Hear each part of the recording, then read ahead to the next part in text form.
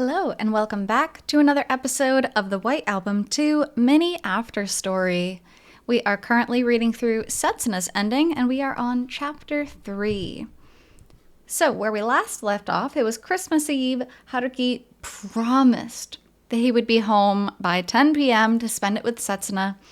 And of course, he broke that promise. So, here we are.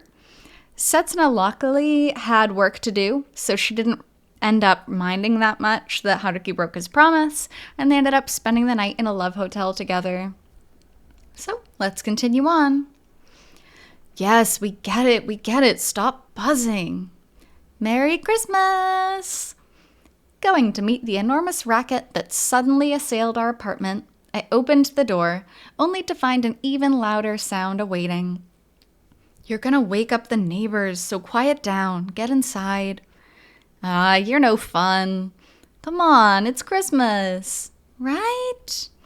Everything was fine before a bunch of loud, inconsiderate, uninvited guests showed up while we were busy as hell trying to get ready for our move.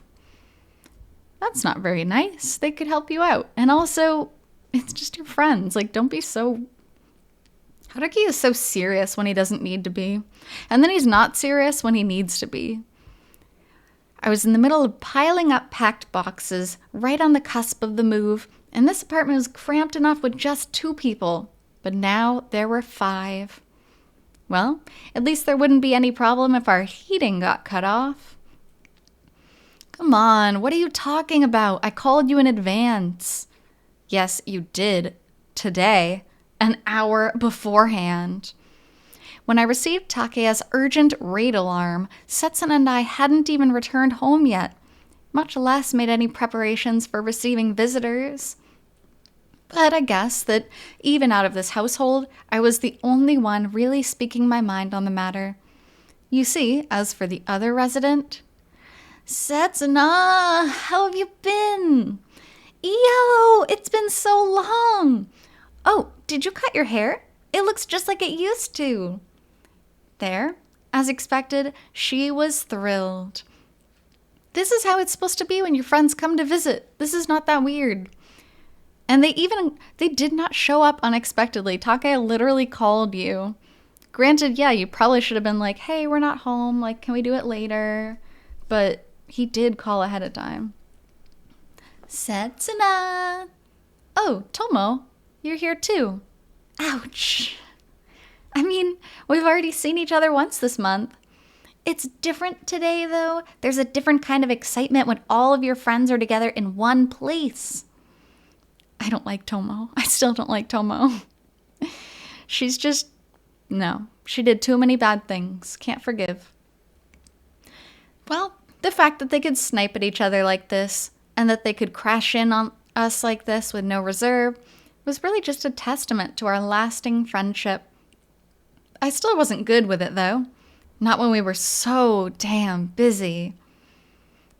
I mean, if we were gonna come by, today was the day.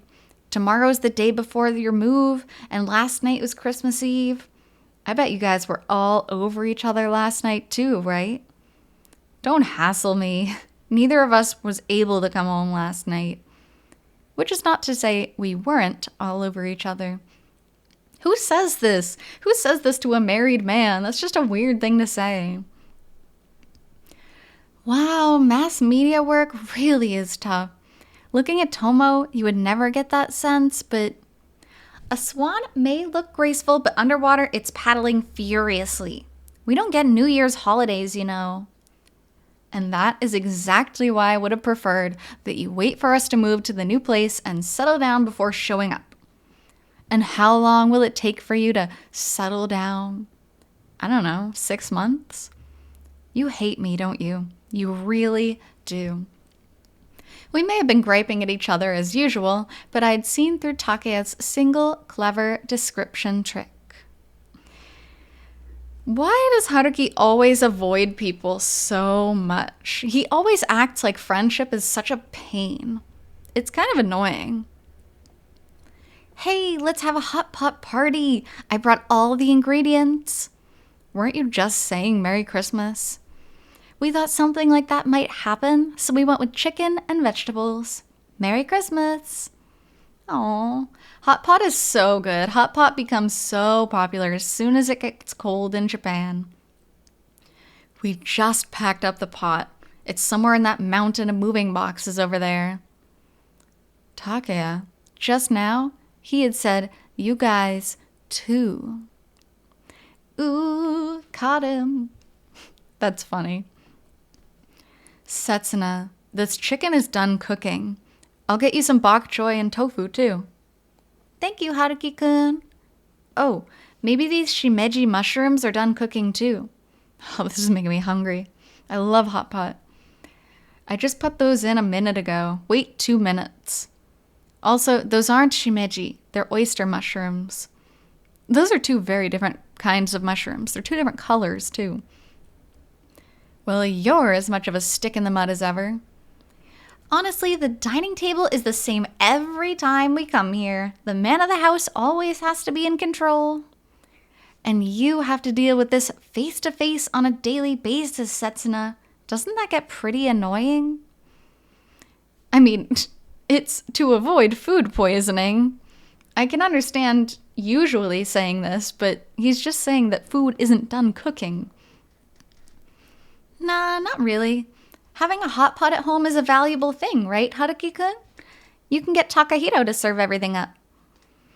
That's because if you left Takahito-kun to his own devices, he would only eat meat. You'll have to force him to eat vegetables somehow. Letting the men rule the dinner table? I wonder about that Ogiso family. Man, so this is our final farewell to this apartment. Thinking back on it, it feels totally fine, actually. Not lonely at all. I get preached at every time I came over to hang out. I got yelled at just for spilling a little alcohol. Yeah, that's right. And if I felt like I was going to throw up from drinking too much, he just kicked me out. Pretty brutal host. I'm pretty sure my responses were perfectly natural. And anyway, I always followed through afterward. I cleaned everything up and looked after you. They were good friends. I'm glad that they forced themselves to come visit Haruki, because Haruki just wasn't accepting of guests then or now. Wow, is that true? I feel like every time I got home and looked in the hallway, I found you on the floor, Takeya. Yeah, you were definitely awful to me. You never once took care of me, even when I was collapsed and suffering. Wasn't that your fault for collapsing every single time? And anyway, something feels just a little weird about you pretending to be unconscious. You know exactly what was happening every time I showed you mercy, didn't you? Oh, that's really cute. Was she like stroking his hair, or like sitting with him or patting his back? And he's just like, yay, it's Io. What else was I supposed to do? I mean, at the time? What about you at the time? What about me at the time? I mean, you, What? No, sorry. We just got carried away. Aw, they're being lovey-dovey. It's cute. That can't have been very interesting for you, Setsuna. And so the 2 of them chopped off their conversation just as it was building up and smiled guiltily at Setsuna. It's awkward because Setsuna wasn't a part of their friendship for a long time. She was friends with Takeya and Io, and she wanted to be friends with Haruki, and yet Haruki never allowed her into the apartment.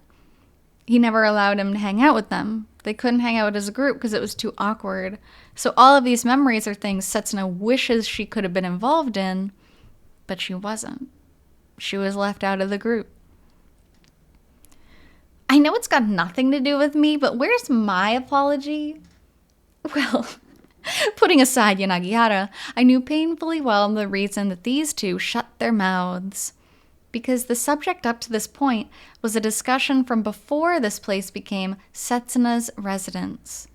A discussion that happened while I was keeping Setsuna at a distance, allowing Takeya, Io, and very few others to cross cross the threshold into the apartment. But, no, tell me. Setsuna. Setsuna was smiling. She's such a strong woman. She's so kind and good. God, I love Setsuna. It wasn't the sad, lonely smile she wore back then, nor was it the high-energy smile that resulted from forcibly boosting her own mood. There's something kind of frustrating to me about how you two know things about Haruki-kun that I don't. Setsuna.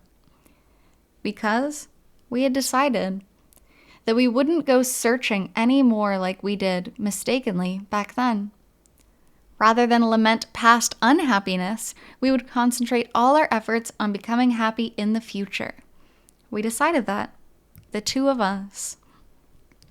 I mean, it's a really smart decision because you can't fix the past. You know, the past is already done. You've done as much damage control as you possibly can. Now you just have to move forward to the future. And somewhere within that information, there might be some hint on taking advantage of Haruki-kun's weaknesses. Setsuna. Whoa, scary. Setsuna, have you grown up? You've taken an awfully bad direction. Wait, we did decide, didn't we? I'm sure of it. Hey, tell me more about what Haruki-kun was like back then. His personality must have been terrible, right? Don't you have some tales of iniquity for me? No, there aren't. Wait, listen to my story first, instead of a local story like that. I feel like it's only going to be fractionally exciting. No, come on, don't say that. I can give you all the sordid inside information on Toa television. That might be exciting, but is it really okay for you to talk about it? Why is Tomo even here? Why is she here? She's just here to talk about herself. She has nothing to do with this. She has nothing to do with the situation. She's not even a good person. Now, I'm going to ask you a slightly complicated question, but how are things with the two of you right now? We had drunk plenty of beer and sake, and the hot pot and rice soup had all been cleared away. Well, in the natural flow of things, we guys and the girls had split into separate groups. What do you mean natural flow of things? That's pretty sexist to say. Why does Haruki always say these things? I mean, he didn't say it out loud, but I guess it's the writing. Some of it kind of bothers me, though. We're in the midst of a really intense Cold War. No, look, if it were a Cold War, things would be cold between you, not intense. At this point, the focus of the conversation was hardly about me and Setsuna, and more about a certain other pair who still hadn't reached a resolution yet. Boasting a longer connection than ours, these two, who had been a pain since middle school, it was about them now. And why is that? I had practically started a countdown already. Oh yeah, we're definitely at the countdown stage. So, you've met her parents and everything? Met them? I've been acquainted with her whole family, including her grandpa and grandma since middle school. Aw, childhood friends. It's such a dumb anime trope, but it's such a good anime trope at the same time. Ever had any fights with them? Like, I won't give my daughter to a flashy guy like you, or... They thanked me in tears, I'll have you know. Don't underestimate my social skills. Then what the hell is going on? Don't tell me you cheated again. I don't do that stuff anymore. And who are you to say something like that to me anyway? Oof. Oh man.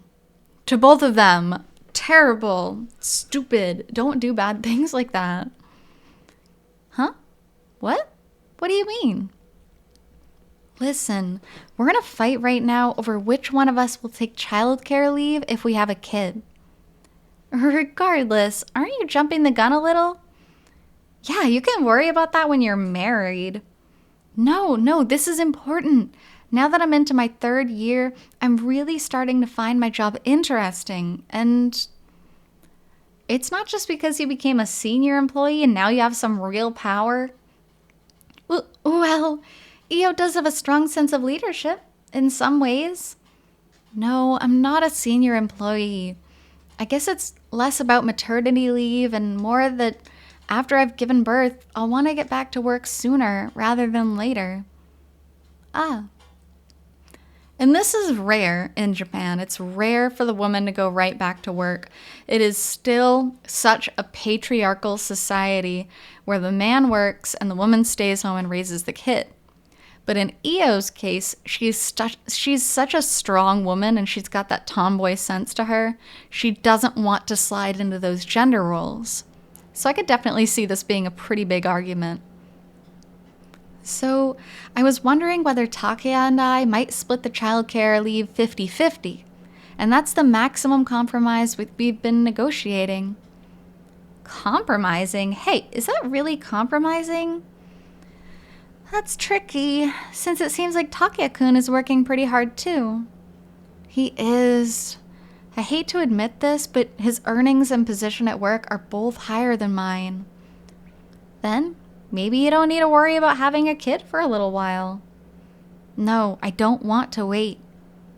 Oh, at least she's serious about that. I mean, not at least. She has good points. I'm just saying, she knows what she wants, and that's a good thing. See, we want a kid as soon as possible. That's the only thing we can agree on. I see. Wow, somehow that doesn't fit my image of you. It doesn't? Well, maybe you're right. And anyway, if you rush into it, what happens if you split? I would feel sorry for the kid. No, that's not even a possibility.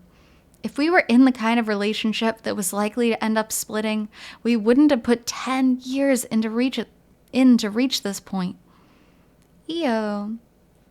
10 years? That's crazy. They've been working on this for so long. And Io has had to put up with Takeya's stupid player phase, I guess you could call it, for so long.